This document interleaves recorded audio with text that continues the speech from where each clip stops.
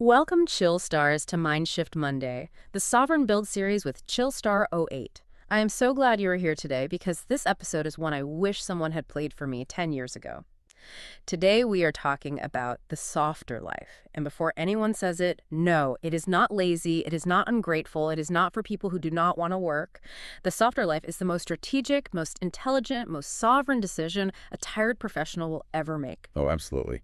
And, it's a conversation we desperately need to have right now. You really do. Because we live in a culture that basically treats sheer exhaustion like a status symbol. Yeah, like a badge of honor. Exactly. Yeah. But we are stepping away from that today. Chillstars, before we dive in, we want to hear from you right now. If peace is what you are really building toward, if the softer life is something you have been quietly craving but never gave yourself permission to claim, drop the word peace in the comments. One word. That is all. It tells Chillstar '08 you are here, you are ready, and you are giving yourself permission to want more. Drop peace right now. So today's deep dive is rooted in this really incredible guide by Chillstar '08. It's called Embrace the Softer Life, Strategic Living Redefined. Such a good title. Right. And our mission for this deep dive is, well, it's very clear. We are unpacking how to practically decouple our identities from that constant grinding burnout. Yes, we're looking at how to build lifestyles that are actually sustainable, lifestyles that are intentional and highly leveraged, instead of just scrambling every single day. Chillstars, I need to say something before we go any further, and I need you to actually receive this, not just hear it. You have permission to want an easier life. Not someday. Not after you pay off the debt or the kids grow up or the conditions are finally right. Right now, today, as you are. You've always had that permission. Nobody took it from you. They just forgot to give it to you. So we are giving it to you right now. Receive it. I love that. It's so foundational to this whole concept. It is.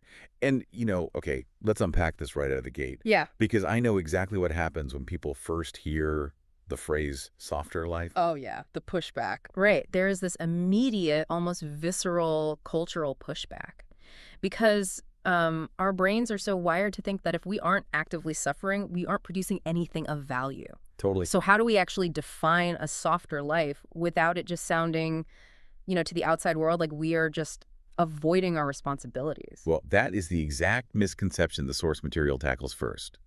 And it's such a vital paradigm shift. It draws this really fascinating psychological distinction between laziness and strategy. Okay, break that down for us. So laziness, fundamentally, is about avoiding effort altogether, is checking out of your own life. Right, just completely disengaging. Exactly. But a softer life is entirely different. It is about being ruthlessly intentional with your energy and your time and your money. And you do this specifically so that you aren't constantly operating at the absolute edge of a breakdown. Wow. It asks this deeply strategic question, which is, what would my days actually look like if they were built around what truly moves the needle rather than what simply impresses other people or, just keeps me looking busy? That is huge because it is not about doing less just for the sake of sitting on the couch. It is doing less of what completely drains you. Exactly. When I was reading through these sources, I kept thinking about this car analogy. Oh, yeah. Yeah, so glorifying the grind, that constant hustle we all get trapped in. It's like constantly driving a car at 110%, but you are stuck in first gear. Oh, that is a great visual. Right. It is incredibly loud. There's smoke pouring out of the hood. The engine is screaming. And anyone standing on the sidewalk looks at you and thinks, wow, that engine is working so hard. But you're barely moving. Exactly. Yeah. You are only going like 15 miles an hour. Yeah. And the engine is on the verge of exploding. You aren't getting anywhere fast. You are just making a massive amount of noise. Yes. The noise of the hustle does not equal distance traveled. Yeah. I think we so often confuse the feeling of stress with the feeling of actual progress. 100%. And the softer life, on the other hand, is like finally having the courage to shift that car into overdrive. Right. You are actually moving much faster. You are covering significantly more ground, but the engine is totally quiet. The RPMs are low, it's smooth. That is such a perfect way to put it. Yeah. Because you aren't just betting every single drop of your physical life force on hustle anymore. No, you're not. It's like a well-diversified investment portfolio. You are spreading the risk and building actual sustainable resilience into your days. And building that resilience has to start somewhere concrete. Right. And making that transition into overdrive requires a fundamental shift in how we handle our resources. Because if we look at the mechanics of survival, You just cannot build that kind of resilience if your basic ability to eat and pay rent requires you to be physically present at all times. You're trapped. Exactly. So the foundational piece of building this softer life, step one in the text, has to start with money. Money, yes. But I have to be honest here. When I hear the phrase strategic income or passive income, my brain instantly goes to those like scammy gurus on social media. Oh, the guy's renting the Lamborghini. Yes, selling these absolute pipe dreams. So how is this source separating itself from that toxic hustle culture? Because real chill stars know that stuff is usually just smoke and mirrors. I am so glad you brought that up. The text is very careful to avoid that trap. It is not talking about getting rich overnight on a beach. It is talking about the very real, practical mechanism of compounding leverage. Okay, compounding leverage. Right, because you cannot soften your life if your income is inherently fragile. If the money completely stops the very second you stop physically working, your life will always feel hard. Because your survival is literally tied to your daily stamina. Precisely. The goal outlined here is to build systems where your effort compounds over time.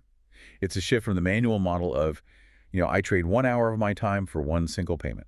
Right. To the leveraged model of, I build a system one time, and it continues to support me long after that initial effort is spent. So it's really the shift from manual labor to true leverage. Like if I dig a ditch, I get paid for the ditch. But if I build an excavator and rent it out, I get paid while I sleep. Exactly. And the source gives incredibly tangible examples of what these strategic income systems look like for everyday professionals. Like what? For instance, turning a specialized skill into a digital product. Think professional templates or educational courses or consulting frameworks. Right, something you create once. Exactly. You do the heavy cognitive lifting of creating it one time, and the digital infrastructure sells it repeatedly. You don't need to show up live for every single transaction. That makes so much sense. Or building a monthly subscription model, where clients pay for ongoing access to a community or a service, rather than booking you for these exhausting one-off sessions. Right. And of course, investing in traditional assets like index funds or rental properties that just grow quietly in the background. Chill stars, you have permission to stop trading your body for a paycheck. You have permission to build income that arrives while you rest. You have permission to let a system do the work you have been doing manually for years. That is not cheating. That is not lazy. That is sovereign. Say it with me. I have permission to earn while I rest. That is so powerful because it really is about taking your power back. It is. But here is where I think a lot of people get stuck. Because getting the money systemized is really only half the battle. Oh, absolutely. Let's say you have that digital course paying your rent or you have your investments sorted. If you don't change your daily operations, you just end up trading your physical exhaustion for mental exhaustion. You do. You just drown in daily busy work instead. And that is the exact trap that keeps a lot of otherwise successful people completely miserable. The text gets into this as step 2. Okay, so step 2. The reason life feels so incredibly heavy most of the time isn't usually because we are making massive life-altering decisions every single day. No, it's the little things. Exactly. It is the constant, exhausting drip of tiny tasks. Paying this bill, sending that one follow-up email, scheduling that appointment. Just remembering to transfer the funds. Yes. It drains you because your brain is forced to constantly juggle what psychologists call open loops. Open loops. Yes. I always think of it like the RAM on a computer. Oh, that's a good way to look at it. If you have like 50 browser tabs open, the whole system slows to a crawl and eventually crashes. Even if the computer itself is brand new, Right. the mental load isn't just doing the task. It is the background energy your brain spends trying not to forget the task, and then the dopamine drain of putting it off. That computer RAM metaphor is spot on. Every open loop is a tab. And automation, which is heavily emphasized in the source material here, is the process of permanently closing those tabs so your brain can actually function. So it's about dramatically reducing that cognitive load. Exactly. The text suggests looking for anything you repeat every single week and asking if it can happen with fewer decisions. So what does that look like in practice? Without needing to hire a full-time assistant. It looks like setting up automatic transfers to your savings or your investment accounts. So your future is funded without you having to actively decide to part with your money each month. Just set it and forget it. Right. It looks like using scheduling tools for your calls, which entirely eliminates that chaotic, soul-crushing back-and-forth email dance of, Does Tuesday at 2 work for you? Oh, I hate that email, Dan. We all do. It also means creating canned email responses or templates for the questions you get asked constantly. Every time you automate a tiny task, you aren't just saving the 3 minutes it takes to execute it, you are saving the initiation energy. Reclaiming your bandwidth. I love that. You are taking the robot work out of your day so you can actually be a human being. Chillstars, you have permission to wake up without an alarm. You have permission to own your mornings. You have permission to be present at the dinner table without the weight of someone else's schedule following you home. That life is not a fantasy reserved for the wealthy or the lucky. It is a life that is built one system, one decision, one sovereign morning at a time. And you have full permission to start building it today, not Monday, today. Chill stars, if something just shifted in you. If you felt that, if a part of you exhaled for the first time in a long time, drop peace in the comments right now. That exhale is the permission pillar working. That is your soul saying, finally, someone said it out loud, drop peace. Let us see you. If we connect this cleared mental space to the bigger picture of our lives, there's a stark reality we really have to face here. Which is? All that saved time and all that reduced cognitive load from the automation, it's completely useless if we don't actively protect the physical vessel that carries us through this life. Yes, the hardware itself, the body. Exactly. Yeah. Step 3. It honestly blows my mind how we treat our phones better than we treat our own bodies half the time. It's so true. We panic if our phone hits 10% battery, right? We immediately rush to plug it in. But we will let our own bodies run on absolute zero for decades and just call it work ethic. Which is exactly why the source material insists on claiming your physical sovereignty. Physical sovereignty. I like the sound of that. It means having real, tangible control over where you are and how you use your body. It is the exact opposite of feeling trapped by your circumstances. Right. Trapped by 2-hour commutes in gridlock traffic, or trapped in these rigid corporate environments, or trapped by late-night communications that absolutely wreck your sleep architecture. Wait, pause right there. Sleep architecture. Yeah. We hear that term thrown around a lot in health articles and stuff, but what does that actually mean in the context of building a softer life? So it refers to the literal structure of your sleep cycles throughout the night. Your brain needs specific phases. It needs deep sleep for physical tissue repair, and it needs REM sleep for cognitive sorting and emotional regulation. Right. When you are constantly on, answering stressful work emails at 10 o'clock at night, you trigger a massive spike in cortisol, your stress hormone. Oh, wow. Yeah. So even if you manage to fall asleep, your brain stays in a light, hypervigilant stage of sleep. You literally destroy the architecture of your rest. That makes so much sense. You wake up exhausted because you didn't actually recover. You just laid unconscious for 7 hours. Physical sovereignty means fiercely protecting that architecture. And Chillstars, this one is personal. If you have spent years in the trades, in healthcare, in any career that has taken something physical from you, you have permission to rest. Not because you earned it by suffering enough, because you are a human being and rest is not a reward. Rest is a right. Yeah. Your body has given enough. Your joints have given enough. Your exhaustion has given enough. You have permission to build something that does not cost you your body anymore. Receive that.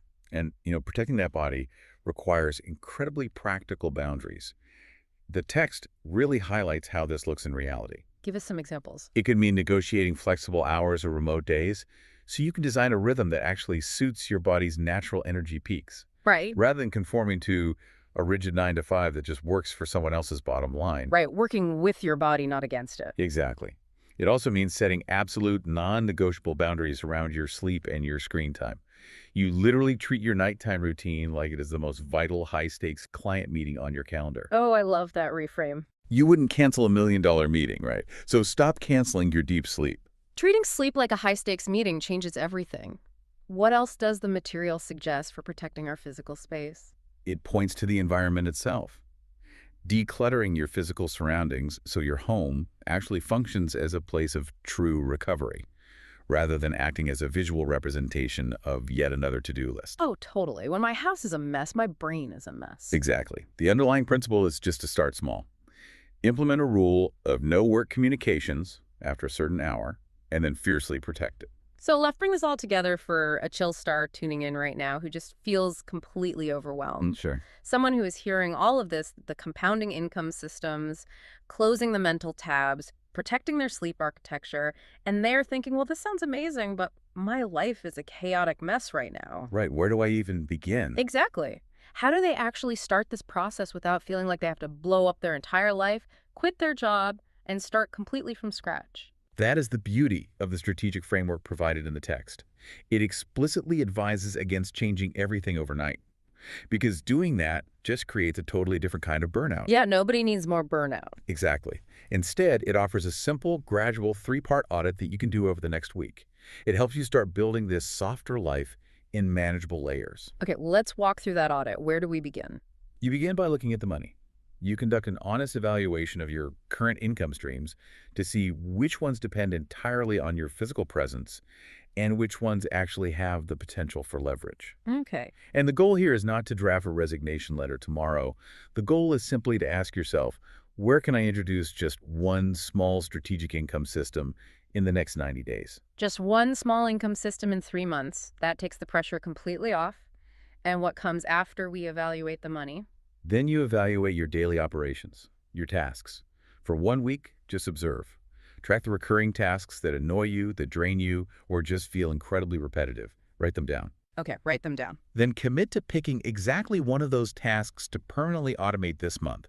It might be putting your utility bills on auto pay, or finally setting up a calendar link to stop that endless email tag we talked about. Find the most annoying open-loop task and let a robot handle it. Perfect. And what is the final piece of the audit? You turn your attention inward and evaluate the body. Notice throughout your day when your physical body feels tense. Like, when is your jaw clenched? When do you feel rushed or completely depleted? I clench my jaw every time I open my inbox. See? Exactly. Once you identify that trigger, set one tiny boundary to create more physical sovereignty in that specific area. Maybe it is forcing yourself to take a 10-minute walk outside between Zoom calls. Or physically moving your phone charger out of your bedroom so you stop doom scrolling and spiking your cortisol at midnight. Here's where I think things get really complicated, though, on a purely emotional level. Because the text points out a hidden trap in all of this. Choosing ease, especially when you are a recovering chronic hustler, is going to feel incredibly uncomfortable at first. Oh, absolutely. I remember the very first time I intentionally turned my work phone off at 6 in the evening, I actually felt physically ill. Really? Yes, I was literally pacing my kitchen. I was so addicted to the adrenaline of being needed that the silence terrified me. That is a profoundly common experience. Yeah. And the source is very clear about the sheer courage it takes to choose ease on purpose. When you start successfully building a softer life, you will likely experience real adrenaline withdrawal. It's like detoxing. It is. You might genuinely worry that your peers will look at you and think you have lost your edge, or that you aren't ambitious anymore. You might feel a crushing sense of guilt for resting while everyone around you is still visibly grinding. You just start wondering if you are doing something terribly wrong just because you aren't completely exhausted at the end of the day. But this is where the text delivers a massive paradigm shift. It states, ease is not the enemy of achievement. It's what makes achievement sustainable. Yeah. A strategic life is not the one that looks the most chaotic from the outside. A truly strategic life quietly and firmly supports your health, your creativity, and your long-term security. And it does all of that without requiring you to sacrifice yourself on the altar of productivity. One final time, Chillstars, before we speak the creed together. If today gave you something real, if you are leaving this episode with permission you did not have when you started, drop peace below. Your comment is your declaration. Your peace is your power. And you have always deserved both. You know, as we wrap up, I think there is a profound implication to all of this that extends far beyond just our individual to-do lists. What's that? The source material asks us to refuse to build our identities around exhaustion. But when we actually do that, we are doing something much bigger. We are confronting generational trauma. Oh, man. Many of us come from families or histories where suffering and endless manual labor were the only ways to survive. Working yourself to the bone was literally the only proof of your worth. Right. It's baked into our DNA at this point. It is. So by deliberately choosing the softer, more strategic life, you aren't just saving your own sleep architecture or your own sanity. You are breaking a historical cycle for your descendants. That gives me chills. You are actively proving that relentless suffering is no longer a prerequisite for survival or success. So the next time someone tries to tell you that a softer life is unrealistic, or they call you lazy, remember this. Grounding constantly with no systems, no boundaries, and absolutely no rest. That is the real gamble. Choosing ease on purpose is the ultimate strategy. It is the ultimate strategy. You were just finally shifting out of first gear and breaking the cycle. Chill Stars, thank you for taking this deep dive with us today. Thank you for showing up for yourselves and doing the quiet internal work. Take this permission we've given you, take these audits, and start building your sovereign life today. What is the one tiny boundary you're going to set tonight to protect your peace tomorrow? We will see you next time.